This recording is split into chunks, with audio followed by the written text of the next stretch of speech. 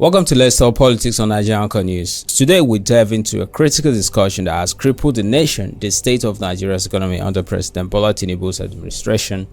So, since President Bola Tinubu assumed office in 2023, Nigerians have faced some of the toughest economic conditions in recent history. His administration policies, particularly the removal of fuel subsidies and the unification of the exchange rate, were held as bold and necessary reforms, but let's face it, these measures have brought untold hardship to every Nigerian. Fuel prices have soared beyond imagination, inflation is at a staggering high, and the Naira continues its free fall against the dollar. Over the past year, the Nigerian Naira lost 230% of its value, from 300 Naira per dollar in 2023 to a jaw-dropping 1,600 Naira today.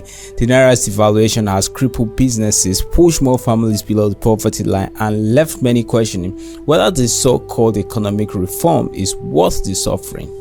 This frustration boiled over in August 2024 when Nigerians took to the street in a nationwide protest demanding an end to bad governance. The cries of the people were loud and clear: enough is enough. Yet key figures in Tinubu's administration like former Deputy Senate President Ovie Omo-Agege and APC's National Chairman Ganduje continue to urge Nigerians to be patient, promising that these reforms will bear fruit in the long run. During his Christmas message, Ganduje acknowledged the pain inflicted by these policies, but insisted they are a necessary step for economic recovery. Omo-Agege echoes similar sentiments, calling on Nigerians to persevere and support Tinubu's economic agenda.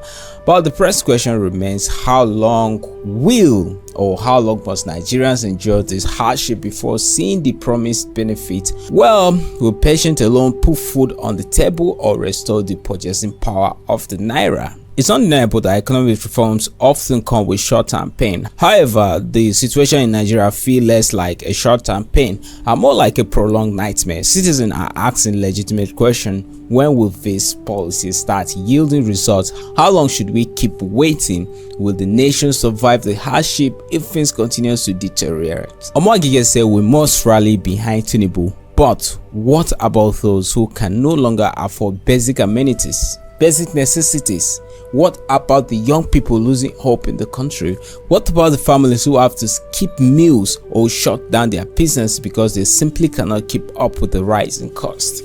The bigger picture is President Tinubu's vision of economic transformation must be accompanied by visible and immediate relief for the people. While policies like subsidy removal and exchange rate unification may lay the groundwork for future growth, the government must do more to cushion the impact on the masses. Palliative measures, direct intervention programs, and strategies to stabilize Naira must take center stage.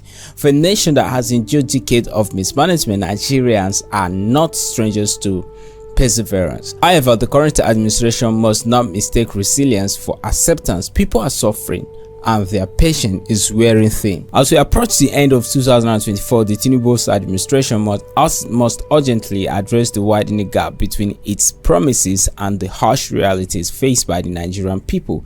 Nigerians have shown their willingness to endure temporary sacrifice, but they also demand accountability, transparency, and viable progress. Let us know your thoughts in the comment section. How much can you wait as a Nigerian for Tinubu's economic reform to yield results at the hardship justify, or this is a case of misplaced priorities? Stay tuned to Let's Talk Politics on Nigerian News, where we bring you the stories that matters. Until next time, stay informed, stay engaged, and stay hopeful.